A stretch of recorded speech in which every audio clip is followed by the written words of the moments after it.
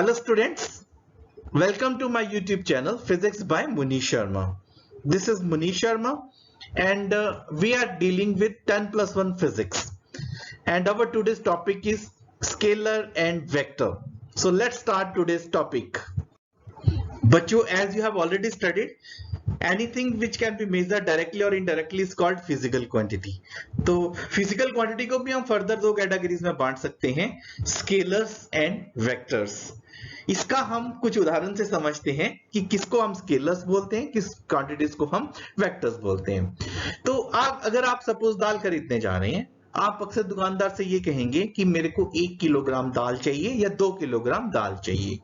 अगर आप कपड़ा खरीदते हैं तो आप ये बोलते हैं कि मेरे को इतने मीटर कपड़ा चाहिए। तो यहाँ पे आप कपड़े की लेंथ बता रहे हैं।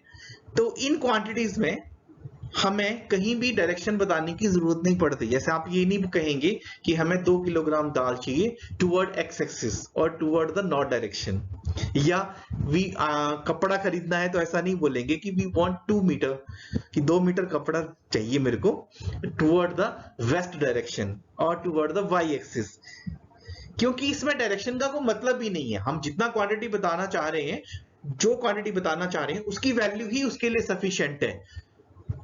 तो ये वैल्यू को हम मैग्नीट्यूड शब्द से बोलते हैं। तो कुछ क्वांटिटीज में सिर्फ मैग्नीट्यूड ही बताना काफी रहता है उन क्वांटिटी को डिस्क्राइब करने के लिए, पर सब कुछ क्वांटिटीज के साथ ऐसा नहीं होता जिनमें डायरेक्शन भी बतानी पड़ती है। तो जिन क्वांटिटीज को सिर्फ हम मैग्नीट्यूड से ही बता पाते हैं कि सिर्फ मैग्नीट्यूड ही बताना काफी है, उन क्वांटिटीज को कहा जाता है स्केलर्स।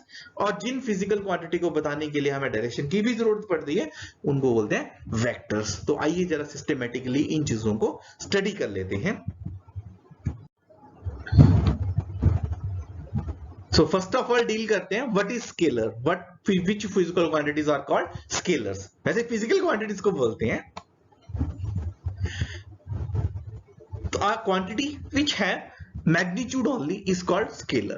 तो ऐसी क्वांटिटी जिसमें सिर्फ या जिसको बताने के लिए सिर्फ मैग्नीट्यूड ही काफी है, उसको बोलते हैं स्केलर। अब इसके कुछ एग्जांपल भी बता देते हैं। तो एग्जांपल डिस्टेंस हो गया। तो डिस्टेंस अगर आपने बताना है तो उसके लिए हमें सिर्फ मैग्नीट्यूड ही बताना काफी है। डिस्टेंस पे यहाँ पे मतलब है लेंथ से। स्पीड भी एक वो फिजिकल क्वांटिटी है जिसमें डायरेक्शन बताना जरूरी नहीं है। और जो हमने कुछ उदाहरण लिए जैसे मास में भी बताने के लिए हमें डायरेक्शन का जरूरत नहीं पड़ता। अगर लेंथ बता रहे हैं दैट इज डिस्टेंस है, तो उसमें भी हमें डायरेक्शन का बताने का फर्क नहीं जरूरत पड़ती है। तो these quantities are called scalars. Now we will talk about the vectors. Quantities which have both magnitude and direction are called vectors. तो ऐसी quantities जिनको बताने के लिए हमें मैग्नीट्यूड भी पता होना चाहिए, डायरेक्शन भी पता होना चाहिए, या दूसरे शब्दों में ऐसा भी बोल सकते हैं they have both magnitude and direction में, they have magnitude as well as direction are called vectors. तो बच्चों वेक्टर क्वांटिटीज के एग्जांपल अगर हम बात करें, बेटा डिस्प्लेसमेंट टेक्निकली डिस्टेंस और डिस्प्लेसमेंट में यही फर्क होता है कि डिस्टेंस पे हम डायरेक्शन नहीं लेते हैं, डिस्प्लेसमेंट में जब लेंथ ले रहे हैं तब उसमें डायरेक्शन का भी मतलब है। तो वो बड़ा डिटेल में हम टॉपिक में आने वाले टॉपिक में पढ़ने वाले हैं। उसके बाद वेलोसिटी, जैसे स्पीड जब मेजर करते हैं ना बेटा, उसमें डायरेक्शन देखने का जरूरत नहीं पड़ता, बट जब वेलोसिटी की बात करेंगे ना तो वेलोसिटी में हमें डायरेक्शन भी चाहिए, तो डायरेक्शन भी बताना पड़ेगा। वेलोसिटी का डायरेक्शन पे भी डिपेंड करता है। तो there are many more quantities जो कि हम एक एक करके स्टडी करेंगे धीरे धीरे। आप बहुत सारे आपको हर एक क्वांटिटी करेंगे तो हम उसमें ये भी बताएंगे कि दिस इज अ वेक्टर और स्केलर। तो अब थोड़ा बात कर लेते हैं कि इन दोनों क्वांटिटीज में जैसे दो किस्म में बांट रहे हैं हम। तो one kind of quantity we are calling it as a vector quantity, another kind of quantity और we are calling scalar quantity. तो in board exam if this question is can be asked, right difference between the scalars and vectors। तो difference इनको अभी जो हम study करेंगे, अभी जो स्टडी किया है उसकी बातों से भी इसको हम डिफरेंस बता सकते हैं बड़े आराम से। तो एक एक करके डिस्कस कर लेते हैं। So now we will discuss the difference between scalar quantities and vector quantities। तो स्केलर क्वांटिटीज हम इसको टेबुलर फॉर्म में बना देते हैं, एक साइड में कर देते हैं स्केलर क्वांटिटी, दूसरी साइड में बता देते हैं वेक्टर क्वांटिटी। तो बच्चों, तो scalar quantities are specified by magnitude only. तो स्केलर क्वांटिटीज को सिर्फ मैग्नीट्यूड से ही स्पेसिफाई करते हैं, जो कि बच्चे इसका बेसिक डेफिनेशन भी है। तो पहला डिफरेंस जो है इनका, वो इनका डेफिनेशन से ही आ जाता है। तो पहले स्केलर का लिस्ट कर लेते हैं हम। और स्केलर क्वांटिटी का same unit can be added और subtracted according to the ordinary rule of algebra. For example, अगर आपने लेंथ को दो हिस्सों में बांटा गया है, 2 मीटर और 3 मीटर, तो टोटल वैल्यू आप निकालेंगे। जैसे सिंपल अलजेब्रा में आप नंबर्स को ऐड करते हैं, 2 + 3, तो 2 + 3 = 5। तो आप बड़े आराम से सिंपल अलजेब्रा का यूज कर सकते हैं, प्लस कर सकते हैं, डिवाइड कर सकते हैं, माइनस कर सकते हैं। तो यानी the simple algebra is applicable to the scalar quantities. पर एक बात हमने शुरू में कंडीशन लिख दी है, वो क्या है बच्चों? that condition is they should have same type of unit, उनका यूनिट सेम होना चाहिए। उदाहरण के लिए हम फिजिकल क्वांटिटीज को तभी ऐड कर सकते हैं if length is given in centimetre. Both दो लंबाइयां दी हैं L1 और L2 और दोनों को सेंटीमीटर में दिया गया, तब तो ऐड कर सकते हैं। अगर वो अलग यूनिट में दिए गए हैं तब उनको आप ऐड नहीं कर सकते। या ऐड करने के लिए या उनको अलजेब्रा लगाने के लिए, सिंपल रूल ऑफ अलजेब्रा जो बोल रहे हैं हम, तो उसके लिए सेम यूनिट पे होना जरूरी है। तीसरी बात, ये ऑर्डिनरी लेटर से रिप्रेजेंट करी जाती हैं और वेक्टर क्वांटिटी को कंपेयर करते हैं इसके साथ। तो बच्चों, फर्स्ट जैसे हमने स्केलर क्वांटिटी के लिए बोला, तो scalar quantity are specified by magnitude only, वैसे ही vector quantities are specified by both magnitude and direction. तो जैसा हम डेफिनेशन में बता चुके हैं बेटा कि they can be specified by with the both magnitude and direction are necessary to specify them. Second number पे बेटा, स्केलर क्वांटिटी के लिए रूल अलजेब्रा के एप्लीकेबल होते हैं बेटा, तो सिंपल अलजेब्रा के नहीं अप्लाई कर सकते बेटा। इसके लिए आपको वेक्टर अलजेब्रा यूज करना पड़ेगा अलजेब्रिकली, पर सिंपली आप ऐड कर दें या प्लस माइनस कर दें, ऐसा नहीं कर सकते बेटा वेक्टर क्वांटिटीज के लिए। इसके लिए आपको स्पेशल रूल लगाने पड़ेंगे, स्पेशल अलजेब्रा लगाना पड़ेगा, वो हम स्टडी करने वाले हैं अभी। तो these are represented by ordinary letters, जैसे scalar quantities are represented by ordinary letters, but as for the case of vector quantities, इनके लिए हमें इनके ऊपर एरो का मार्क बनाना पड़ता है। तो जैसे अगर आप कोई फिजिकल क्वांटिटी को लिख रहे हैं, तो यहां पे मैं एक एग्जांपल दे देता हूं आपको। फॉर एग्जांपल, जैसे आपने कोई वेक्टर लिखा है सपोज v, तो उसके ऊपर आपको ऐसे एरो का मार्क लगाना पड़ेगा। ये जो भी फिजिकल आपने वेक्टर क्वांटिटी लिखना बेटा, उसके ऊपर आप एरो का मार्क लगाएंगे। तो ये एरो का जो मार्क है, ये रिप्रेजेंट करता है the given physical quantity is a vector quantity.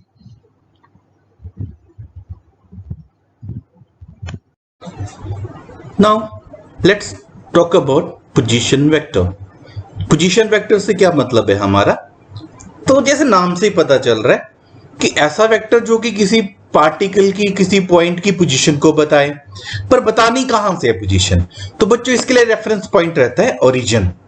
तो अगर कोई वेक्टर ओरिजिन से किसी पार्टिकल का पोजीशन बताए या किसी पॉइंट का पोजीशन बताए, आप उस वेक्टर को बोलते हो पोजीशन वेक्टर। तो हमारे पास इसको रिप्रेजेंट करते हैं हम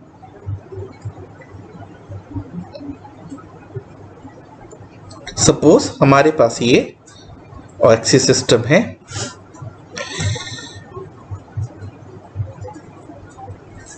और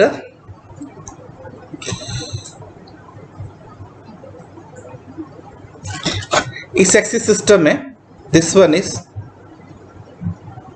y axis, this is x axis, और नेचुरल है जहां पे ये एक दूसरे को इंटरसेक्ट कर रहे हैं, दैट पॉइंट इज ओरिजिन। तो suppose we are having a particle at this position,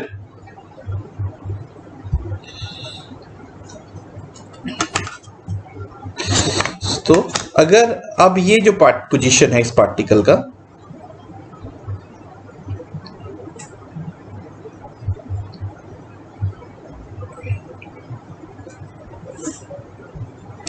अब ये वेक्टर है इसका, ये वेक्टर जो है ये ओरिजिन से इस पार्टिकल का पोजीशन को दिखा रहा है, तो इस पोजीशन को इसको बोलेंगे हम पोजीशन वेक्टर है। सपोज ये वेक्टर ए है, इसको हम ए नाम दे देते हैं, तो A is a position vector of, suppose ये पॉइंट पी है, तो पी पॉइंट का पोजीशन वेक्टर है ए।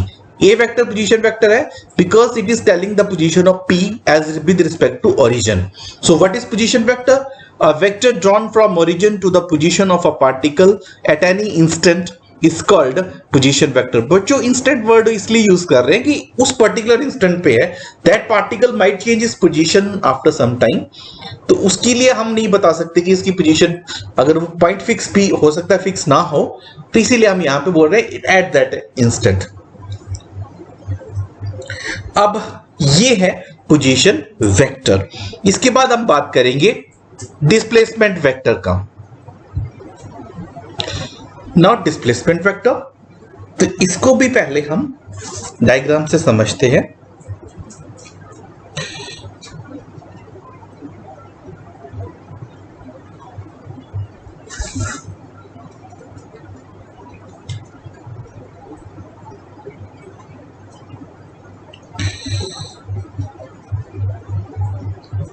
तो in this diagram, this is axis system, again बेटा this is y axis, this is x axis। Suppose हमारे पास एक पार्टिकल है जो कि अपनी पोजीशन को चेंज कर रहा है। इनिशियली सपोज उसका पोजीशन यहां पे था, suppose this point was p, now it has move to another point after time, some time, that is p dash. तो यहां पे सपोज वो t1 टाइम पे था और यहां पे है वो t2 टाइम पे। अब अगर आपने अभी अभी पढ़ा बच्चे कि जो वेक्टर किसी पार्टिकल का पोजीशन रिप्रेजेंट करे फ्रॉम ओरिजिन या विद रिस्पेक्ट टू ओरिजिन, आप उसको बोलते हैं उसका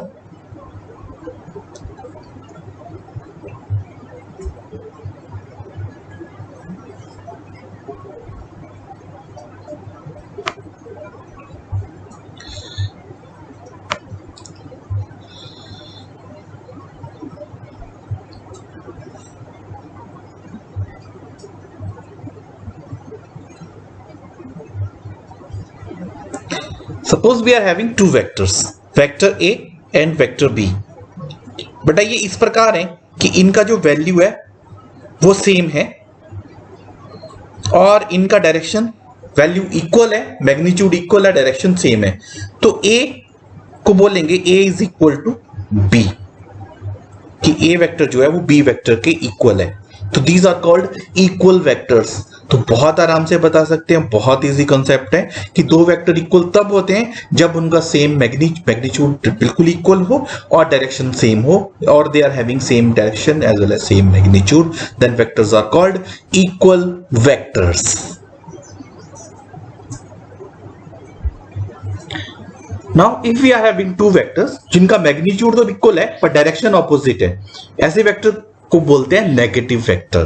तो suppose we are having two vectors in such a manner A and B, they are having magnitude equal but their direction is opposite. Here बेटा opposite direction को represent कर रहे हैं नेगेटिव साइन से, a is equal to minus B. इसका मतलब है कि डायरेक्शन तो ऑपोजिट है, नेगेटिव साइन ये रिप्रेजेंट कर रहा है और इक्वल मैग्नीट्यूड है। तो ऐसे वेक्टर्स को हम बोलते हैं negative vectors। So these vectors are called negative vectors। Till now we have studied two vectors, equal vector, those vector having equal magnitude and same direction are called equal vector. Two vectors having equal magnitude but opposite direction are called negative vectors। Now अब ऐसा vector बेटा जिसका magnitude 1 हो, unit हो, ऐसे vector को हम बोलते हैं यूनिट वेक्टर। और यूनिट वेक्टर किसी दिए गए वेक्टर का यूनिट वेक्टर होता है। फॉर एग्जांपल एक हमें वेक्टर दिया गया है a, suppose we are having a vector a। Now अगर हमें एक बेटा किसी वेक्टर को रिप्रेजेंट करना बेटा तो इसके दो पार्ट होते हैं वेक्टर के, एक होता है उसका मैग्नीट्यूड और एक होता है उसका डायरेक्शन। तो मैग्नीट्यूड को हम इस सिंबल से, या तो सिंपली जैसे a है इसको मॉडुलस फंक्शन बोलते हैं बेटा, मॉड a करके लिख देते हैं, या सिंपली a भी लिख सकते हैं। But this is the more proper way modulus function की फॉर्म में लिखना। और उसके बाद इसका डायरेक्शन, तो बेटा डायरेक्शन के लिए हम यहाँ पे ये वेक्टर के ऊपर इसको बोल देते हैं ए कैप और ए यूनिट वेक्टर। अगर आप बेटा इसको सॉल्व करके लिखें आप इसको, तो ए यूनिट वेक्टर और A cap it is equal to A vector divided by A magnitude या ए मॉडुलस फंक्शन जो कि मैग्नीट्यूड है। तो ये है हमारा यूनिट वेक्टर। तो बेटा दिए गए वेक्टर का यूनिट वेक्टर वो वेक्टर है जो कि उसका मैग्नीट्यूड है 1 और उसका डायरेक्शन है दिए गए वेक्टर की डायरेक्शन। तो ऐसे वेक्टर को क्या बोलते हैं? Unit vector. तो यहां पे A cap is unit vector of A, इसका मैग्नीट्यूड 1 है और डायरेक्शन है ए वेक्टर का। तो ए जो यूनिट वेक्टर होगा बेटा कभी भी डायरेक्शन को रिप्रेजेंट करने के काम आता है।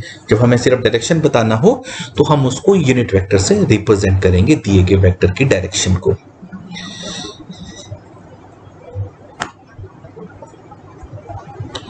बेटा to understand this orthogonal unit vector, इसके लिए हम एक्सिस सिस्टम कंसीडर करते हैं। तो suppose we are having this axis system, this is which X axis, this is y axis और ये z एक्सिस। बेटा जैसा आपको पता है ये तीनों एक्सिस एक दूसरे के म्यूचुअली परपेंडिकुलर, मतलब एक दूसरे के परपेंडिकुलर होते हैं। मतलब y और z के बीच में, z और x के बीच में, x और y के बीच में, इनके बीच में एंगल 90 डिग्री होता है, परपेंडिकुलर है। अब बेटा ये जो ऑर्थोगोनल यूनिट वेक्टर है, यूनिट वेक्टर इन एक्सिस के अलोंग जो है उसको हम बोलते हैं ऑर्थोगोनल यूनिट वेक्टर। जैसे बच्चे जो एक्स एक्सिस के अलोंग यूनिट वेक्टर है हम उसको यहां पे बोलेंगे it is represented as I unit vector। बेटा ये स्टैंडर्ड सिंबल है, it is always used as I unit vector। इसी तरीके से बेटे y के अलॉन्ग जो यूनिट वेक्टर है, y डायरेक्शन के along, that is called j unit vector. और जो z एक्सिस के अलॉन्ग यूनिट वेक्टर है that is called k unit vector. बेटा ये एक्सिस पैरेलल परपेंडिकुलर है, तो ये जो यूनिट वेक्टर है ये भी एक दूसरे के क्या है? परपेंडिकुलर, म्यूचुअली परपेंडिकुलर शब्द बोलते हैं। म्यूचुअली परपेंडिकुलर कहने का मतलब है यहां पे कि ये सभी आपस में परपेंडिकुलर हैं। तो ये i j k these are called orthogonal unit vector. तो ये हमें किसी भी वेक्टर को पोजीशन रिप्रेजेंट करने के काम आते हैं। बहुत डिटेल में इनका यूज होगा, बहुत ज्यादा यूज होगा। तो remember that these are the orthogonal unit vector I J K which are mutually perpendicular to each other। Now suppose we have to represent a vector A along x axis। तो along x axis अगर हमें कोई vector represent करना है, मैं यहां पे example के लिए a वेक्टर ले लेता हूं। तो a will be represented as along x axis। तो ये सब a का मैग्नीट्यूड है सपोज a, तो ये this is magnitude of a। और क्योंकि ये x एक्सिस के अलॉन्ग है तो इसका यूनिट वेक्टर होगा i। तो यहाँ पे a vector is equal to a magnitude into i unit vector. बेटा in the same manner along y axis, so along y axis this a vector can be represented as a magnitude। बेटा कभी भी vector जो है दो हिस्सों का combination है, उसका मैग्नीट्यूड और डायरेक्शन। तो यहां पे a magnitude along y axis है ना, तो इसको लिख देंगे j यूनिट वेक्टर। इसी तरीके से बच्चे along z axis, along z axis how this a will be represented as? A will be represented as vector a, it is a magnitude। बेटा क्या डायरेक्शन है x z एक्सिस के along? अभी I hope आपको याद हो गया होगा, इट इज k। तो a vector is equal to a magnitude into k unit vector. तो बच्चों ये हमें डायरेक्शन बताता है i j k along x axis, y axis है z axis। तो these are called orthogonal unit vectors। Now we will see what will happen if we multiplied a vector by a real number। अगर हम किसी vector को ना किसी number से multiply करते हैं, रियल नंबर से, तो क्या फर्क पड़ेगा? तो यहां पे हमारे पास सपोज ये एक वेक्टर है, स्मॉल a से रिप्रेजेंट कर रहे हैं, this is a vector a। इसको ना हमने एक नंबर, रियल नंबर n से मल्टीप्लाई कर देते हैं। Suppose this a vector is multiplied by this real number a n, तो हमें एक ना नया वेक्टर मिलेगा। तो suppose we have got a new vector, उस वेक्टर को हमने a से लिखा। तो बच्चे a का जो वैल्यू है वो n इंटू स्मॉल a के बराबर होगा। मतलब जो आपको नया वेक्टर मिल रहा है वो दिए गए वेक्टर का n गुना मैग्नीट्यूड में होगा। तो और उसका जो डायरेक्शन है वो सेम रहेगा जो कि पहले दिए गए वेक्टर का है, पर वो डिपेंड करता है कि आप रियल नंबर पॉजिटिव से मल्टीप्लाई कर रहे हैं या रियल नंबर नेगेटिव से मल्टीप्लाई कर रहे हैं। मैं थोड़ा ऐड कर दूं यहां पे इंफॉर्मेशन ये कि अगर आप नेगेटिव नंबर से मल्टीप्लाई करेंगे बेटा तो डायरेक्शन जो है ऑपोजिट हो जाएगा। यहां पे पॉजिटिव रियल नंबर क्लैरिफाई करते हैं, ये क्लैरिफिकेशन है कि पॉजिटिव रियल नंबर से मल्टीप्लाई करने पर दिए गए वेक्टर की डायरेक्शन और उतने टाइम का मैग्नीट्यूड। तो यहां पे ए वेक्टर से अगर हमने स्मॉल ए वेक्टर को एन से वेक्टर से मल्टीप्लाई किया तो ये नया वेक्टर हमें मिला। सपोज ए नंबर 2 है, सपोज ये जो वेक्टर ए है वो ए ही है और नंबर जिसे मल्टीप्लाई कर रहे हैं वो 2 है। अगर आप ऐसा करेंगे तो आपको एक नया वेक्टर मिलेगा, a is equal to 2 into A unit vector. तो यहां पे बेटा ये जो कैपिटल ए का मैग्नीट्यूड है वो पुराने वेक्टर का 2 गुना है और डायरेक्शन जो है वो सेम है।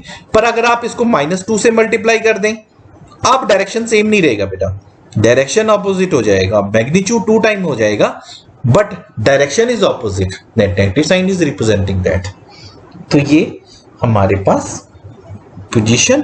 अगर आप इसको सपोज आपके मन में एक और क्वेश्चन आ रहा होगा कि 0 से मल्टीप्लाई कर दें तो आपके पास एक 0 वेक्टर मिलेगा। तो इसको 0 इंटू ए, तो ये 0 है, दिस इज अ 0 वेक्टर।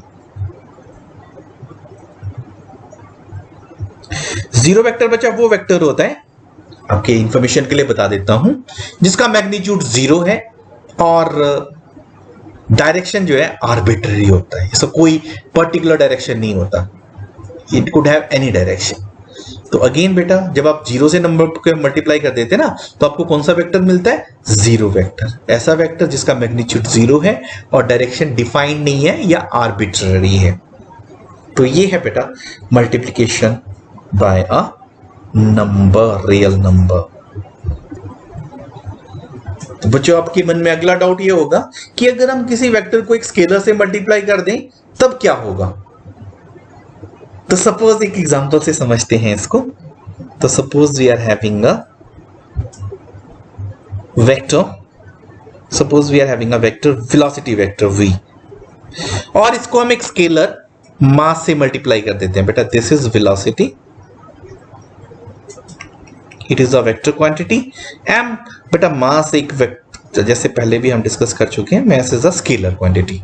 तो बच्चों आप ऐसी वेक्टर को मल्टीप्लाई करते हैं तो हमारे पास एक नया वेक्टर मिलेगा, मैं उस वेक्टर का नाम p बोल देता हूं। तो ये p वेक्टर जो है ये m इंटू v के बराबर होगा।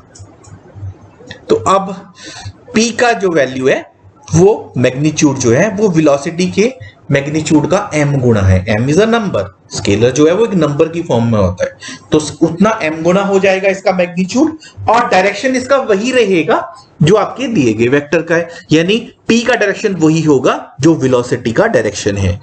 तो अगेन बच्चे जब भी हम किसी वेक्टर को स्केलर से मल्टीप्लाई करते हैं, if we multiply a scalar vector with a scalar, then we get a new vector.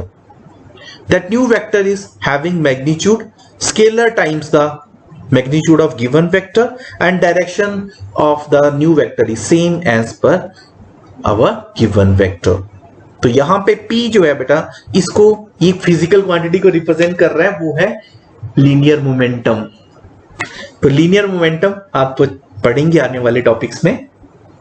तो लीनियर मोमेंटम जो है यहां पे नया वेक्टर है हमारे पास और इसका वैल्यू है m इंटू वी, यानी m स्केलर से मल्टीप्लाई करने पर v वेक्टर को हमें ये नया वेक्टर मिला है।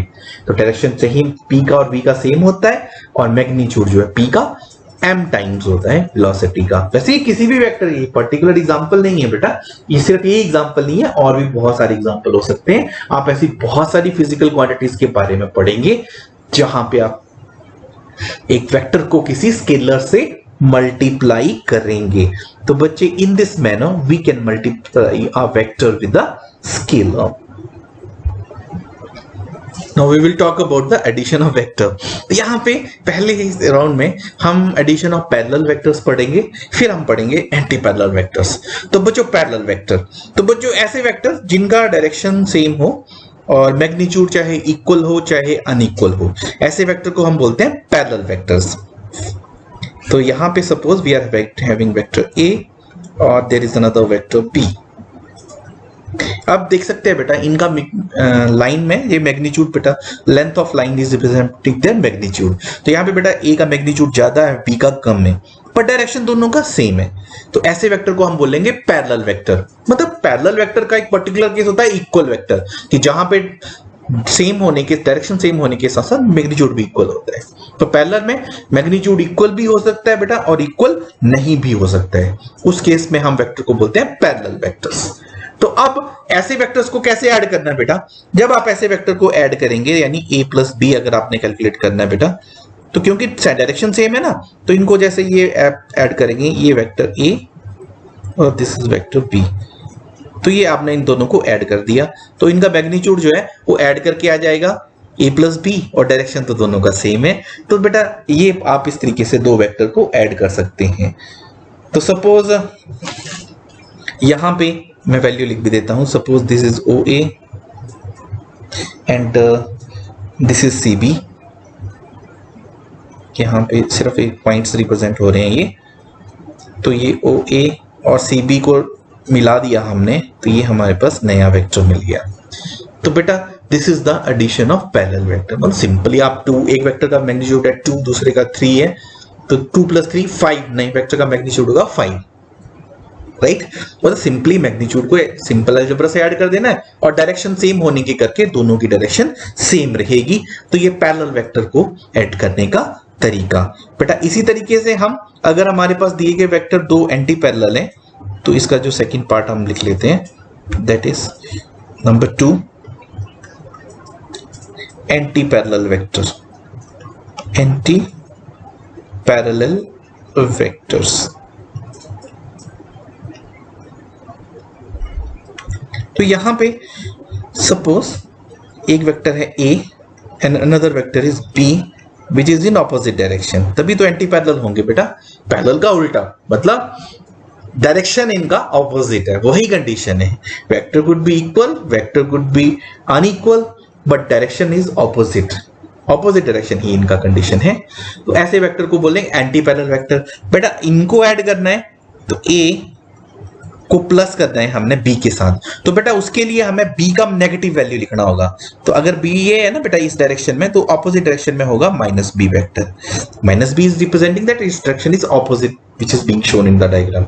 अब ऐसे अब ऐड कर सकते हैं, अब दोनों पैरेलल हो गए ना बेटा, तो अब इनको ऐड कर सकते हैं, a प्लस -b ऐड कर सकते हैं हम यहाँ पे। तो a प्लस -b बेसिकली किसके बराबर आ जाएगा आंसर में, a - b। तो यहां पे इसको बोलते हैं वेक्टर का सब्ट्रैक्ट करना। तो addition in anti parallel direction is basically subtraction. तो a plus of -b a - b के बराबर है। तो आगे अगर वेक्टर सिंपल हैं, पैरेलल हैं, एंटी पैरेलल हैं, पैरेलल है तो a प्लस b लिख दिया, एंटी पैरेलल है तो a - b लिख दिया।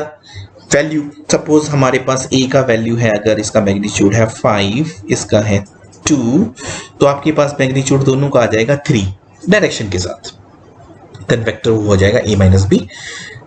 अब पर ये तो सिंपल था, है ना। अगर कोई डायरेक्शन जो है किसी एंगल पे हो, तो उसके लिए बेटा हम आने वाले लेक्चर में, आने वाले वीडियो में हम पढ़ेंगे ऐसे वेक्टर्स को कैसे ऐड किया जाए। तो this was all about today's topic. I hope बेटा आपको अच्छी तरह समझ आ चुका है। अगर आपको फिर भी कोई डाउट रहता है, आप कमेंट कर सकते हैं। And don't forget to like, share and subscribe my channel, that is physics by Munish Sharma. Thanks for watching.